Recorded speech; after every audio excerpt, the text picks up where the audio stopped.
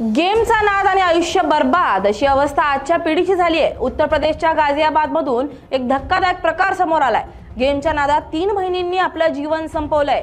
गाझियाबाद मध्ये नेमकं काय घडलंय पाहूयात हा रिपोर्ट। गाझियाबादच्या भारत सिटी सोसायटीमधील इमारतीच्या 9व्या मजल्यावरून उडी मारून 3 अल्पवयीन बहिणींनी आत्महत्या केली आहे। यात त्यांचा दुर्दैवी मृत्यू झालाय।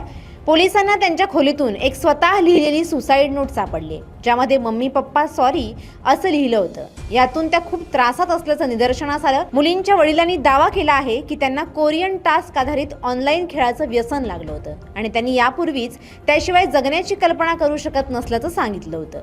ही घटना खेळाच्या तथाकथित अंतिम टास्क नंतर घडली असल्याचा दावा वडिलांनी केलाय। तथापि पोलीस अधिकाऱ्यांनी हे स्पष्ट केलंय की या दाव्यांची चौकशी सुरू आहे आणि मृत्यू किंवा कोणत्याही ऑनलाईन गेममध्ये अद्याप कोणताही थेट संबंध अधिकृतपणे दिसून आलेला नाही।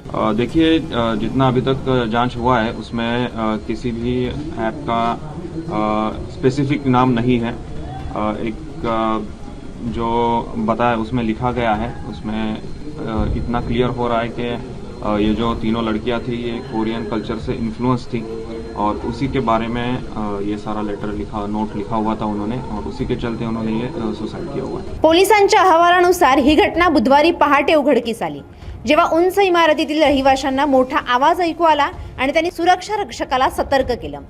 पीडित मुलींची ओळख 12, 14 आणि 16 वर्ष वयोगटातील आहे। या 3ही सख्या बहिणी आहेत। प्राथमिक पुराव्यांवरून असं लक्षात येत होतं की मुलींनी एकामागून एक खिडकीतून उडी मारण्यापूर्वी स्वतःला एका खोलीत कोंडून घेतलं होतं। वरिष्ठ पोलीस अधिकाऱ्यांनी सांगितलंय की नोटमध्ये त्यांच्या पालकांना उद्देशून माफी मागितली गेली आहे, परंतु त्यांच्या या टोकाच्या पावलामागील कारण स्पष्टपणे सांगण्यात आलेलं नाही। मैंने सामने से तीनों को जंप होते हुए देखा है। मुझे कुछ इससे पहले कुछ मुझे समझ में आता कि मैं बुलाऊं, आवाज दूं, ये सारा इंसिडेंट हो गया।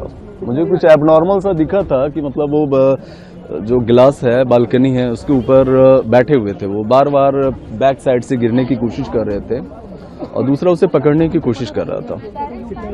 ये लगभग 2 बजे का बात है और मेरी नज़र इसीलिए गई क्योंकि 2 बजे अगर लाइट किसी का ऑन हो तो थोड़ा सा और मुझे वो लगता है, और बालकनी के ऊपर अगर कोई चढ़ के बैठा हुआ हो तो ऑटोमेटिक डाउट तो फील वैसे ही हो जाता है। फिर आपने उसको रोका या आवाज मारी? इससे पहले कि समझ में आता ना, वो ऑलरेडी जंप कर दिए थे। तीनों की प्लानिंग थी? प्लानिंग एक की थी। मुझे तो यही दिखाई दे रहा था कि प्लानिंग एक की है और बाकी जो है उसे बचाने में गिरा है। तो फिर आपने जब आपने देखा, मैं जस्ट आया नीचे, मैंने पुलिस को कॉल किया, एम्बुलेंस को बुलाया, मैंने सारे को तुरंत जस्ट इन्फॉर्म किया। ऊपर फ्लैट में गए आप, देखा जाके? नहीं, मैंने कभी फ्लैट में नहीं गया। या दुर्घटनेमागची नेमकी कारणं जाणून घेण्यासाठी पोलीस घरात सापडलेली डिजिटल उपकरणं, सुसाईड नोट आणि कुटुंबाची साक्ष नोंदवत आहेत। या घटनेनं पुन्हा एकदा ऑनलाईन गेमचं वेड किती धोकादायक होऊ शकतं याचा दाखला दिलाय। किशोरवयीन मुलांचे मानसिक आरोग्य आणि ऑनलाईन गेमचा प्रभाव हा आता चिंतेचा विषय बनलाय। त्यामुळे परिस्थिती हाताबाहेर जाऊन असं काहीतरी विपरीत घडण्याआधी पालकांनी आपल्या मुलांकडे लक्ष देण्याची गरज आहे। Bureau report, LS Marathi.